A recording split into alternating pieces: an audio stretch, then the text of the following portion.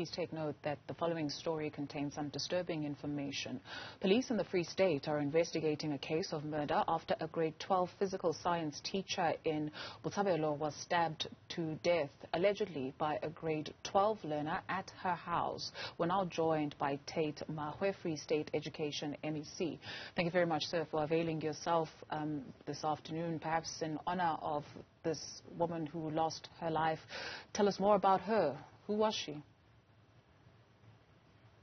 Thank you so much. Really, we must also send our condolences to the family and of Botshabelo and the schools and the school Kagisano Combined School and the community of Soupan. This teacher was one of our youngest teachers with about 10 years experience. She was only 35, and she was teaching one of the subjects that is scarce, which is physical science. And when you look at her performance over the years, she had done so well because her pass rate on average was more than 85% in that school. If you know Soupan, you would know that it's a very, very impoverished area. And coming from a place like Botshabelo, because she was not stepped in Botshabelo, her home is in Botshabelo. She was working in Soupan, and coming from there, leaving Bloemfontein and everywhere else, to go and work in a small area like that is really something that needs to be commended. She was a teacher who was very, very dedicated, committed, including working with the learners and supporting them. This learner, where the incident has happened, was one of the learners that was being mentored by the same teacher. She was helping the learner to an extent that in September, the results of the learner in physical science increased very, very nicely, you know. And all of us are shocked. We still do not know what happened, and the police are investigating. So the motive at this stage is unclear? The motive at this stage is very, very unclear, because what we hear is that the learner was not a troublesome person. Of course, he was a little bit older, at 21, and the teacher was making sure that she gives him a huge support for them to be able to succeed at the end of the year. And all of us are shocked as what happened, because it is something that happened at the night. Apparently, this young person went to see the teacher, and there was a quarrel there. And the next time we heard that he had stabbed the teacher. And then I think the community tried to call the ambulance because it's a very, very small area. The only nearest place that could actually take care of the teacher was Bloemfontein. The ambulance took some time, and then before the ambulance arrived, they tried to take the teacher in their own car so that they can meet the ambulance halfway. And indeed, that happened. They met the ambulance halfway, and then shortly thereafter, she was declared dead by the paramedics in the ambulance.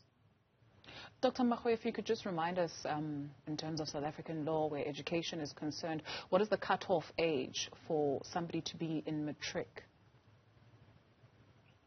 Well, normally we expect learners to be at 17 years, 18 years, well, maybe 19. But those are the ages that a learner must be, out of school.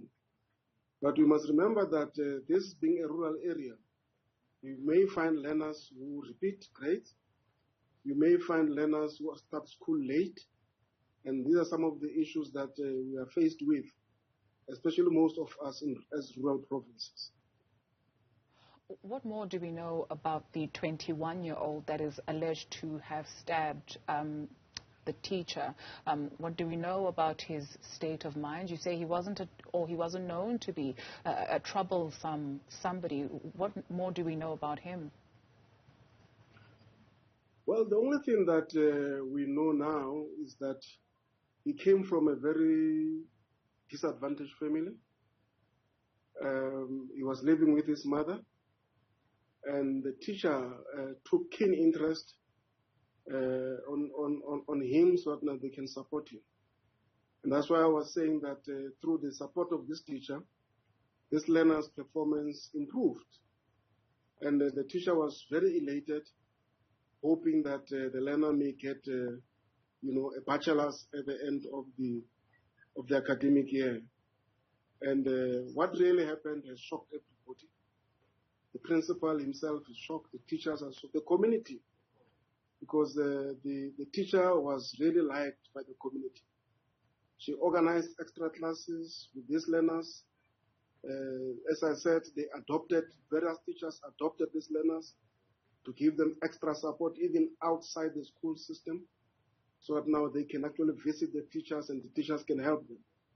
So we don't really know what really went wrong in the mind of this young person. Of course, there are allegations that people are saying that it doesn't seem that he was in the right state of mind. Maybe there was some intoxication that was involved, but we don't know yet exactly. So we really depend on the police to be able to tell us what happened. The parent of the learner herself, she's shocked.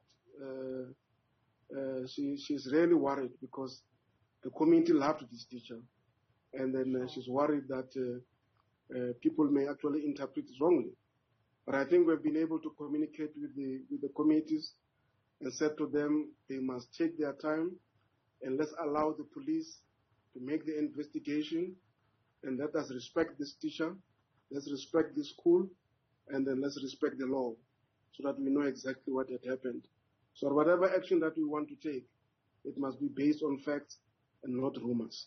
Fair enough. But then, before we let you go, I mean, what is the education department in that province doing, right? So you mentioned that this 21-year-old was in school with younger learners because it's a rural area, meaning what? That there's no spaces for people who then want to further their education or upgrade their education without mixing them with younger pupils, if you will.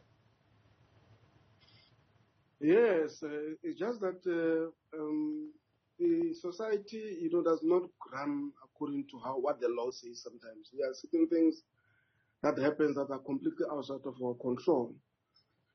Most of the learners at that age are in our finishing schools because we did organize finishing schools. But we would not send a learner back if they started, school late. We can't say to them, no, you can't come to school. But it's really a challenge to have learners who are over age. But statistics are showing that this is a minority now. We don't have many learners because we monitor this program very, very diligently to ensure that the learners who are in grade 12 or at schools are really, really of appropriate age. Thank you very much, sir. Unfortunately, that's all the time we can afford, but point well made. Dr. Tate Makgoe, Free State Education MEC.